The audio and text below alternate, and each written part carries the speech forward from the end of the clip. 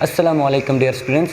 तो आज के लेक्चर में हम कुछ बेसिक टर्मिनोलॉजी को डिस्कस करेंगे और मैं शुरू से आप लोग को बता दूं कि चाहे आप एफईसी के स्टूडेंट हैं या आप लोग 9th और 10th के स्टूडेंट हैं, दोनों के लिए ये लेक्चर बहुत ज़्यादा इंपॉर्टेंट होने वाला है। तो इसमें हम बेसिक टर्म के बारे में कुछ पढ़ेंगे और साथ साथ हम इनकी ओल्ड डिफिनीशन के साथ साथ न्यू डिफिनीशन को भी समझने की कोशिश करेंगे। तो उसमें फर्स्ट ऑफ ऑल आप लोग के पास क्या आ जाता है, मैटर आ जाता है। तो मैटर आप लोग anything which occupy space and have मास, इसको आप लोग क्या कहते हैं, मैटर।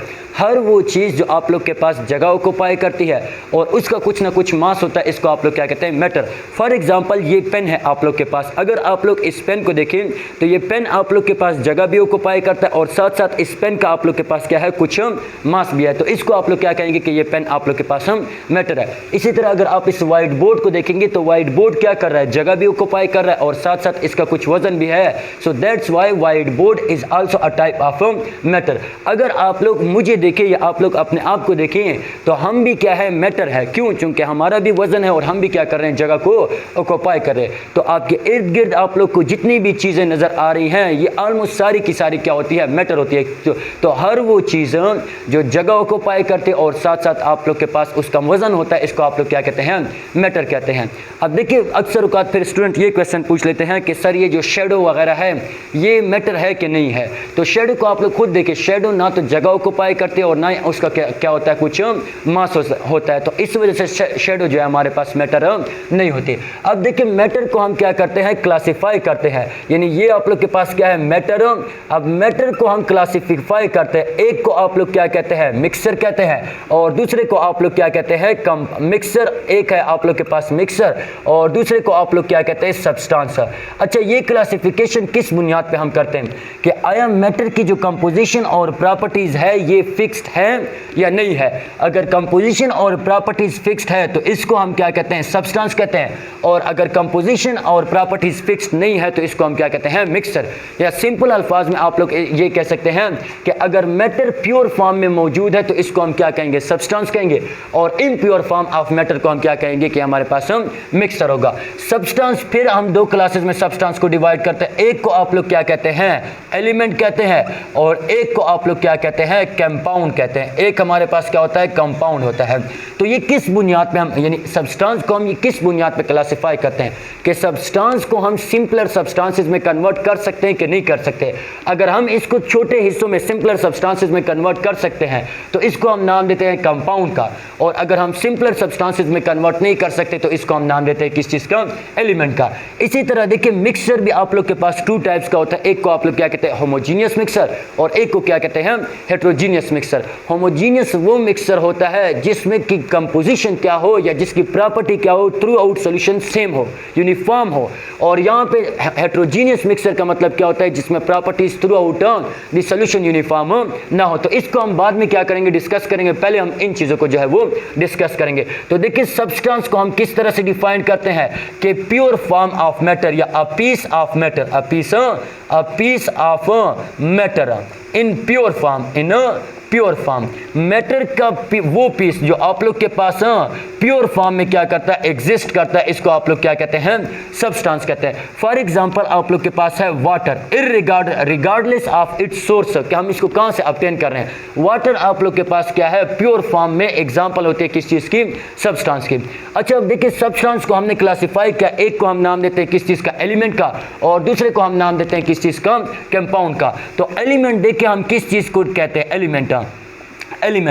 एलिमेंट अगर आप लोग देखें तो वो प्योर फॉर्म ऑफ मैटर है, यानी a pure substance, a pure substance, वो pure substance which is made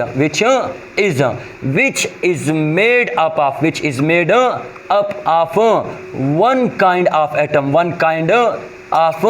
atom, वो प्योर फॉर्म ऑफ सब्सटेंस जो आप लोग के पास एक किस्म के एटम से मिलकर क्या होती है, बनती है। And can not be further converted, and can not be simplified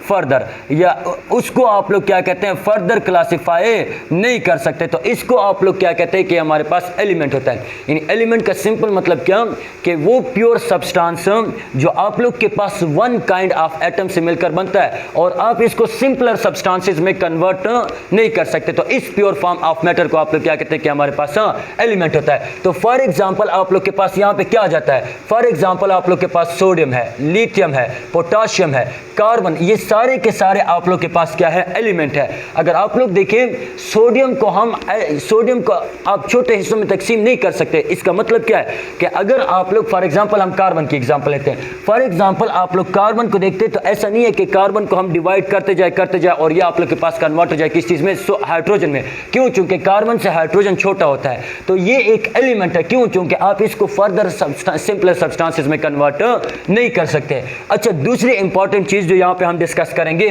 वो ये है कि अक्सर औकात पूछ लेते हैं स्टूडेंट के O2, इसी तरह आप लोग के पास H2, इसी तरह आप लोग के पास S8, इसी तरह आप लोग के पास P4, ये हमारे पास एलिमेंट होंगे कि नहीं होंगे। तो देखिए डिफिनीशन में हमने क्या कहा है कि एलिमेंट वो सब्सटेंस है जो आप लोग के पास वन काइंड ऑफ एटम से मिलकर बनता है।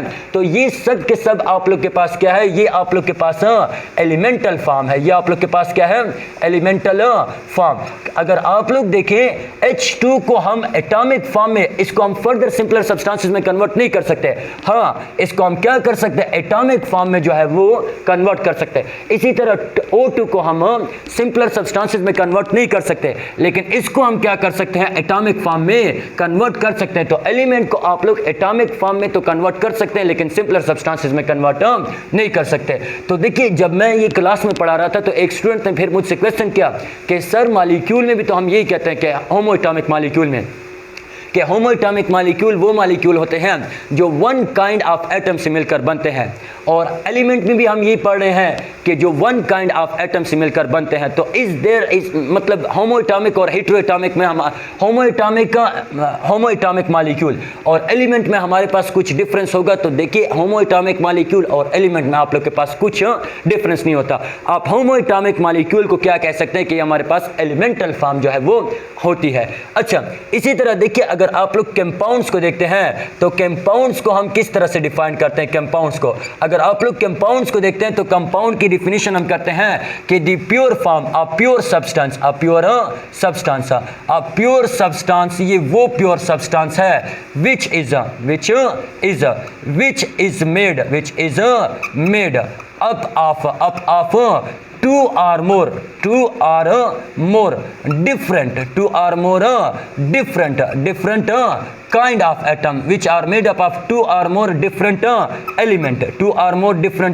element combine। ये एलिमेंट आप लोग के पास क्या होता है, combined chemical from a chemical combination combined chemically in a fixed ratio by mass। यानी कंपाउंड का सिंपल मतलब क्या है कि जब दो या दो से ज्यादा, लेकिन यहाँ पे कंडीशन क्या है, डिफरेंट एलिमेंट, यहाँ पे एलिमेंट क्या होने चाहिए, डिफरेंट होने चाहिए। जब ये केमिकली कंबाइन करते हैं इन अ फिक्स्ड रेशियो तो इसको आप लोग क्या कहते हैं कि हमारे पास कंपाउंड होता है। फॉर एग्जांपल अगर आप लोग देखिए NaOH को, ये आप लोग के पास क्या है, कंपाउंड है। क्यों? चूंकि यहाँ पे दो या दो से ज्यादा डिफरेंट एलिमेंट, एक सोडियम है, एक ऑक्सीजन है और एक हाइड्रोजन है। इसी तरह अगर आप लोग देखें HCl को, या अगर आप लोग देखें HNO3 को, नाइट्रिक एसिड को, या अगर आप लोग देखें H2SO4 को, तो ये सारे के सारे आप लोग के पास क्या होते हैं, कंपाउंड्स होते हैं। क्यों? क्योंकि ये दो या दो से ज्यादा एलिमेंट से बने हैं और ये एलिमेंट आप लोग के पास क्या होते हैं, मस्ट डिफरेंट होते हैं। अच्छा, अगर मैं आप लोगों से पूछूं कि NaCl कंपाउंड होगा कि नहीं होगा, तो देखिए कंपाउंड की रिप्रेजेंटेशन आप लोग कैसे करेंगे, कि कैसे आप लोग को पता चलेगा। एक तो एलिमेंट डिफरेंट होंगे, दूसरी बात ये कि कंपाउंड में आप लोग के पास जो टाइप्स ऑफ बॉन्ड होता है, टाइप्स ऑफ बॉन्ड जो कंपाउंड में आप लोग के पास होता है वो क्या होता है, कोवेलेंट भी हो सकता है, यानी कोवेलेंट बॉन्ड भी होता है, और कंपाउंड में आप लोग के पास क्या होता है, आयनिक बॉन्ड भी होता है, आयनिक बॉन्ड।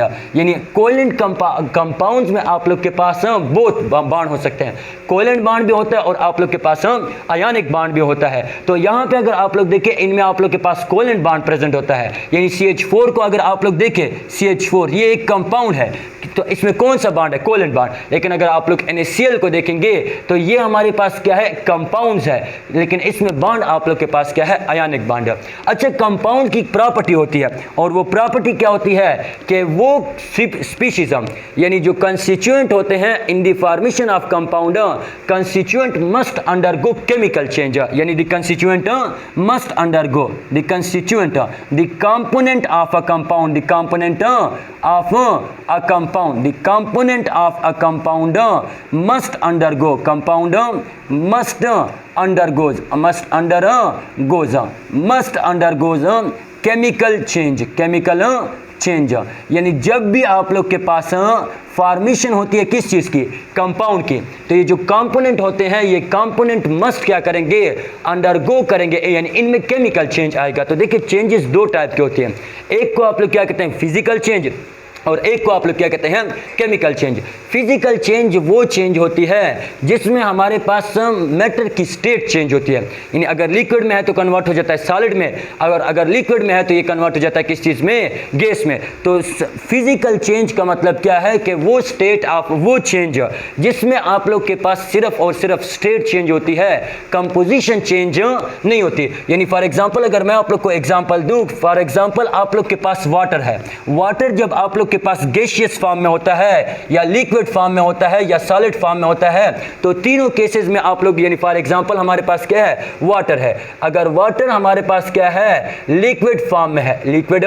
फॉर्म में है, और अगर इस वाटर को हम फ्रिज में रख दें तो इसका टेम्परेचर कम हो जाएगा, ये कन्वर्ट हो जाएगा किस चीज में, सॉलिड फॉर्म में, और अगर इस वाटर को हम हीट करने लग जाए तो ये वाटर हमारे पास कन्वर्ट हो जाएगा किस चीज में, गैसियस फॉर्म में या वेपर फॉर्म में। तो अगर आप लोग देखिए तीनों केसेस में वाटर की कंपोजिशन क्या होगी, H2O ही रहेगी, लेकिन देखिए स्टेट चेंज हो रहा है, तो इस टाइप ऑफ चेंज को आप लोग क्या कहेंगे, फिजिकल चेंज कहेंगे। और केमिकल चेंज का मतलब क्या होता है कि वो टाइप ऑफ चेंज जिसमें आप लोग के पास कंपोजिशन ही चेंज हो जाती है, स्टेट चेंज हो भी सकता है और नहीं भी होता, लेकिन कंपोजिशन आप लोग के पास क्या होगी, मस्ट चेंज होगी। तो इसीलिए वो टाइप ऑफ चेंज जिसमें कंपोजिशन चेंज होती है उसको आप लोग क्या कहते हैं, केमिकल चेंज कहते हैं, और वो टाइप ऑफ चेंज जिसमें कंपोजिशन चेंज नहीं होती उसको आप लोग क्या कहते हैं, फिजिकल चेंज कहते हैं। अच्छा, इसी तरह देखिए कंपाउंड की और भी प्रॉपर्टी होती है कि जो कंपोनेंट है ये आप लोग के पास कंबाइन होते हैं इन अ फिक्स्ड रेशियो। कंपाउंड में आप लोग के पास क्या होती है, fixed ratio by mass, fixed ratio by mass.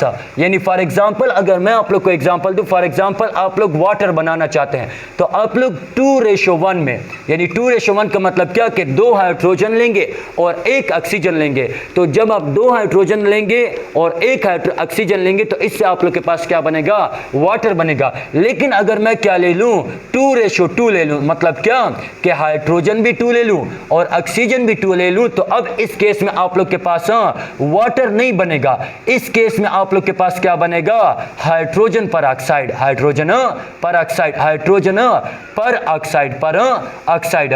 तो मतलब क्या है कि जब भी आप लोग कंपाउंड बनाना चाहते हैं तो कंपाउंड की कंपोजिशन के लिए आप लोग के पास क्या होना चाहिए, फिक्स रेशियो होना चाहिए, किससे, बाय मास से। अगर आप रेशियो को चेंज करते तो आप लोग के पास उस कंपाउंड की जो है वो फॉर्मेशन नहीं होती। अच्छा, नेक्स्ट अगर आप लोग कंपाउंड के बारे में पढ़ते हैं तो compound can be represented by a chemical formula. Compound can be represented, compound can be represented. Compound को आप लोग क्या कर सकते हैं, compound can be represented by a chemical formula, chemical formula. Compounds को आप लोग क्या कर सकते हैं, केमिकल फार्मूला के जरिए रिप्रेजेंट कर सकते हैं। फॉर एग्जांपल मैं आप लोगों से पूछता हूं कि सोडियम क्लोराइड एक कंपाउंड है तो इसका केमिकल फार्मूला होगा, बिल्कुल इसका केमिकल फार्मूला होगा।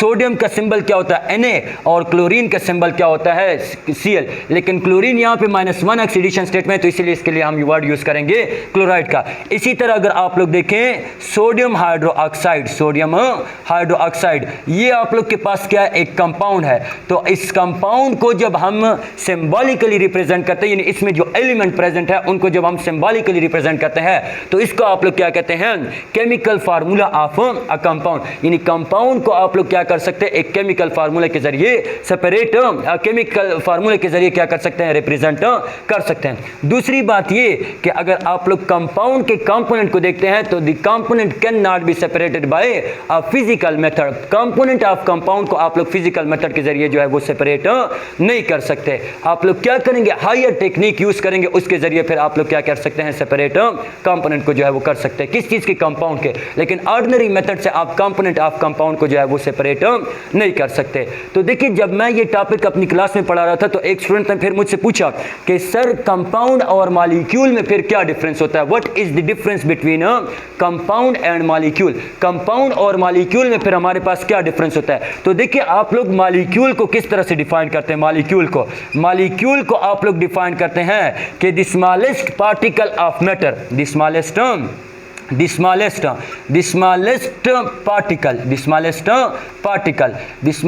पार्टिकल ऑफ मैटर का वो smallest particle which can exist independently, वो स्मॉलेस्ट पार्टिकल ऑफ मैटर जो आप लोग के पास नेचर में क्या कर सकता है, एग्जिस्ट कर सकता है, इंडिपेंडेंटली, अकेला रह सकता है। इसको आप लोग क्या कहते हैं, मॉलिक्यूल कहते हैं। तो देखिए, जनरली हम क्या कहते हैं कि all compounds are molecule and all molecules are not compounds. लेकिन यहाँ पे एक इंपॉर्टेंट चीज मैं यहाँ पे बताऊंगा कि देखिए, हम जनरली क्या कहते हैं कि ऑल कंपाउंड्स आप लोग के पास क्या होते हैं, मॉलिक्यूल होते हैं, और ऑल मॉलिक्यूल आप लोग के पास कंपाउंड नहीं होते। तो अगर आप लोग देखें, मॉलिक्यूल को हम 3 तरीकों से क्या कर सकते हैं, उसको मैं चले बाद में पढ़ा देता हूं। पहले मैं आपको ये बता देता हूं कि फॉर एग्जांपल अगर मैं आप लोगों से कहूं कि H2, O2, इसी तरह Br2, इसी तरह F2, इसी तरह N2, ये सारे के सारे आप लोग के पास क्या है, मॉलिक्यूल हैं। तो आप लोग क्या देखते हैं कि ये नेचर में फ्रीली एग्जिस्ट करते हैं। तो बिल्कुल ये हमारे पास क्या है, मॉलिक्यूल है। और कंपाउंड के बारे में अभी हमने पढ़ा कि अगर मैं आप लोगों से पूछूं कि ये आप लोग के पास क्या है, कंपाउंड है, या ये आप लोग के पास क्या है, कंपाउंड है, तो कंपाउंड के लिए हमने क्या डिफिनेशन पढ़ी कि 2 या 2 से ज्यादा डिफरेंट एलिमेंट जब केमिकली कंबाइन होते हैं तो इसको आप लोग क्या कहते हैं, कंपाउंड कहते हैं। तो ये देखिए, आप लोग के पास कंपाउंड भी है, ये आप लोग के पास क्या है, कंपाउंड भी है, और ये आप लोग के पास क्या है, मॉलिक्यूल, ये दोनों है। ये आप लोग के पास मॉलिक्यूल भी है और ये आप लोग के पास क्या है, कंपाउंड भी है। लेकिन अगर आप लोग इनको देखेंगे तो ये सिर्फ और सिर्फ आप लोग के पास क्या है, मॉलिक्यूल है। ये मॉलिक्यूल है, लेकिन ये आप लोग के पास कंपाउंड्स नहीं है, है। तो जनरली आप लोग क्या कह सकते हैं कि all compounds are molecule but all molecules are not compound. लेकिन अगर आप लोग इस एग्जांपल को देखेंगे तो ये आप लोग के पास क्या होता है, ये आप लोग के पास कंपाउंड है। ये क्या है, कंपाउंड है, लेकिन ये आप लोग के पास मॉलिक्यूल नहीं है। क्यों?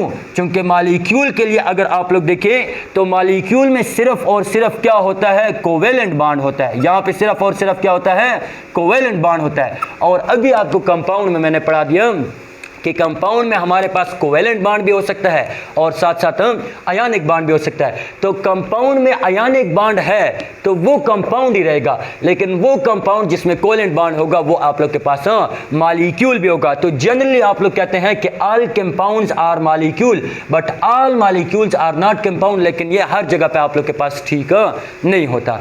तो देखिए, अब मॉलिक्यूल को हम क्या करते हैं, क्लासिफाई करते हैं। मॉलिक्यूल को हम 3 तरीकों से क्या करते हैं, क्लासिफाई करते हैं। एक on the basis of atomicity, classification of molecule, यानी मॉलिक्यूल को हम क्लासिफाई करते हैं, क्लासिफिकेशन ऑफ मॉलिक्यूल को हम क्या करते हैं, 3 तरीकों से जो है वो क्लासिफाई करते हैं। एक on the basis of atomicity, एक on the basis of atomicity है।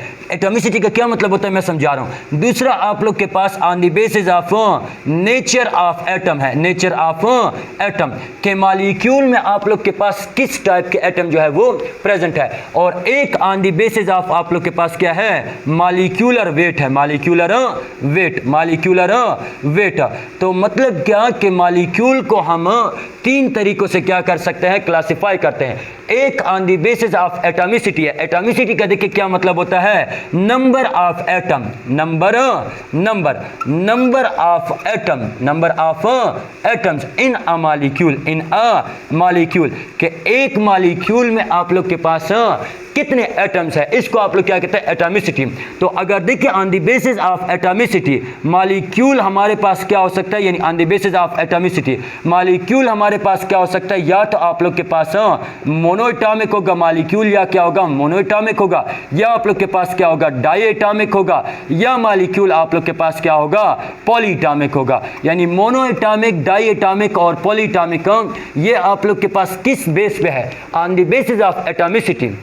मोनोएटॉमिक एटॉमिसिटी का क्या मतलब कि number of atom in a molecule, एक मॉलिक्यूल में कितने एटम है। तो मोनोएटॉमिक का मतलब क्या, मोनो का मतलब होता है, मोनो का मतलब आप लोग के पास क्या होता है, वन। जब मॉलिक्यूल में एक एटम सिर्फ प्रेजेंट होगा तो इसको आप लोग क्या कहेंगे कि हमारे पास मोनोएटॉमिक मॉलिक्यूल होंगे। यानी मोनोएटॉमिक मॉलिक्यूल का क्या मतलब कि वो मॉलिक्यूल जो सिर्फ और सिर्फ एक एटम से मिलकर बनते हैं, इनको आप लोग क्या कहते हैं, मोनोएटॉमिक मॉलिक्यूल। यानी यहां पे मैं लिखवा देता हूं monoatomic, monoatomic, monoatomic molecule, monoatomic molecule. Mono का मतलब आप लोग के पास क्या होता है, मोनो का मतलब होता है वन, मोनो का मतलब होता है वन। एटॉमिक का मतलब होता है atom, those molecule which is consist या which are made up of one atom, जो एक एटम पे मुश्तमिल होते हैं, इनको आप लोग क्या कहते हैं कि हमारे पास मॉलिक्यूल, मोनोएटॉमिक मॉलिक्यूल होते हैं। फॉर एग्जांपल आप लोग के पास नोबल गैसेस आ जाती है, हीलियम आ जाते हैं,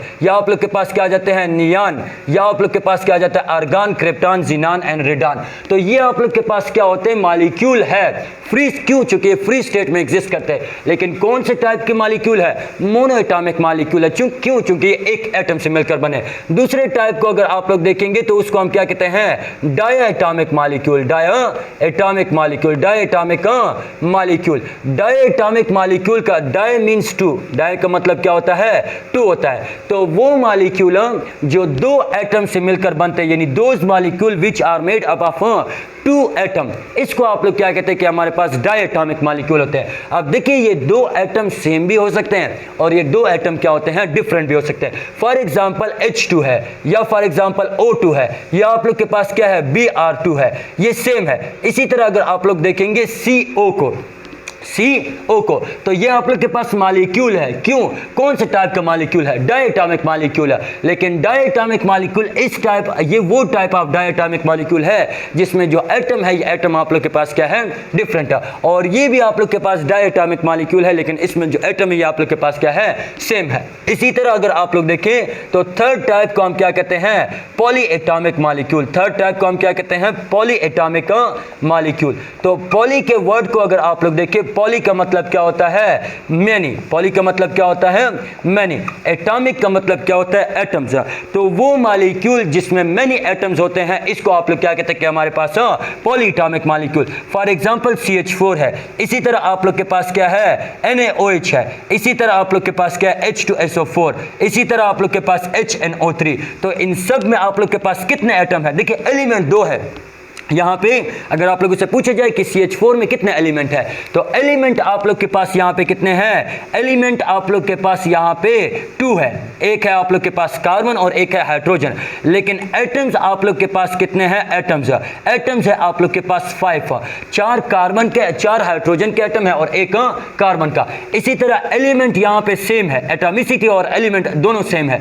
एलिमेंट कितने, 3, और एटॉमिसिटी भी इसकी क्या है, 3। यहाँ पे आप लोग के पास एलिमेंट है 1, 2, 3, एक हाइड्रोजन, एक सल्फर और एक ऑक्सीजन। लेकिन एटम यहाँ पे हाइड्रोजन के 2 हैं, सल्फर का 1, 3 और 4, 7, एटम यहाँ पे क्या है, 7 है। तो इस टाइप ऑफ मॉलिक्यूल को जिसमें 2 से ज्यादा एटम होते हैं, इसको आप लोग क्या कहते हैं कि हमारे पास पॉलीएटॉमिक मॉलिक्यूल होता है। दूसरी क्लासिफिकेशन जो हम मॉलिक्यूल की करते हैं वो on the basis of nature of atom होती है या kind of atom. Second classification ये किस बुनियाद पे होती है, काइंड ऑफ एटम पे होती है, काइंड ऑफ एटम, या आप लोग इसको क्या कहते हैं, nature of atom, nature of atom. तो नेचर या काइंड ऑफ एटम पे हम मॉलिक्यूल को क्या करते हैं, 2 क्लासेस में डिवाइड करते हैं। एक को हम क्या कहते हैं, होमोएटॉमिक कहते हैं, होमोएटॉमिक, और दूसरे को हम क्या कहते हैं, हेटेरोएटॉमिक कहते हैं। सेकंड टाइप को हम क्या कहते हैं, हेटेरोएटॉमिक मॉलिक्यूल। तो होमो का मतलब क्या होता है, सेम, होमो का मतलब क्या होता है सेम, और एटॉमिक का मतलब क्या होता है एटम। वो मॉलिक्यूल जो सेम काइंड ऑफ एटम से मिलकर बनते हैं, इनको आप लोग क्या कहते हैं होमो एटॉमिक मॉलिक्यूल। यानी those molecule which are made up of one kind of atom are called homo atomic molecule. इसके एग्जांपल में एटॉमिक का मतलब क्या होता है एटम, तो इसके एग्जांपल में देखिए आप लोग के पास क्या आ जाता है H2 आ जाता है, O2 आ जाता है, N2 आ जाता है, O2, F2, ये सारे के सारे आप लोग के पास क्या है होमो एटॉमिक मॉलिक्यूल है। और अगर आप लोग हेटेरो के वर्ड को देखते हैं तो हेटेरो का मतलब क्या होता है डिफरेंट, हेटेरो का मतलब क्या होता है डिफरेंट, तो एटॉमिक का मतलब क्या होता है एटम। यानी वो मॉलिक्यूल जो डिफरेंट एटम से मिलकर बनते हैं, इनको आप लोग क्या कहते हैं hetero atomic molecule. For example यहाँ पे जो ये एग्जांपल मैंने आपको लिखवाई है, फॉर एग्जांपल आप लोग के पास है CH4, आप लोग के पास क्या है H2SO4, फॉर एग्जांपल आप लोग के पास क्या है HCl, ये सारे के सारे आप लोग के पास क्या है हेटेरो एटॉमिक मॉलिक्यूल है। तो होमो एटॉमिक का मतलब क्या हो गया कि जब मॉलिक्यूल सेम एटम से बने होंगे, और हेटेरो एटॉमिक का मतलब क्या हो गया कि जब मॉलिक्यूल डिफरेंट एटम से मिलकर बने होंगे। इसी तरह देखिए मॉलिक्यूल को हम क्लासिफाई करते हैं on the basis of molecular weight. तो मॉलिक्यूल को हम फिर किस तरह से क्लासिफाई करते हैं कि एक को आप लोग क्या कहते हैं माइक्रोमॉलिक्यूल, और एक को आप लोग क्या कहते हैं मैक्रोमॉलिक्यूल। मैक्रोमॉलिक्यूल वो मॉलिक्यूल होते हैं जिनका मास मॉलिक्यूलर मास 10,000 से अबव होता है, यानी those molecule having molecular mass greater than 10,000, इनको आप लोग क्या कहते हैं कि हमारे पास मैक्रोमॉलिक्यूल होते हैं। और माइक्रोमॉलिक्यूल वो होते हैं जिनका मॉलिक्यूलर मास यानी ये सारे के सारे आप लोग के पास क्या होते हैं, फॉर मैक्रोमॉलिक्यूल के एग्जांपल हेमोग्लोबिन होती है। और अगर आप लोग माइक्रो को देखते हैं तो माइक्रो मॉलिक्यूल वो मॉलिक्यूल होते हैं जिनका मॉलिक्यूलर वेट 10,000 के बराबर या 10,000 से क्या होता है कम होता है। तो ये सारे मॉलिक्यूल जो एग्जांपल यहाँ पे मैंने आपको लिखवा दी, ये सारे के सारे आप लोग के पास माइक्रो मॉलिक्यूल के एग्जांपल है, और मैक्रो मॉलिक्यूल के एग्जांपल आप लोग के पास क्या होती है हीमोग्लोबिन होती है। तो उम्मीद है कि आप लोग को समझ आई होगी मुझे इस टॉपिक की। मुझे इजाज़त दीजिए, अल्लाह हाफिज़।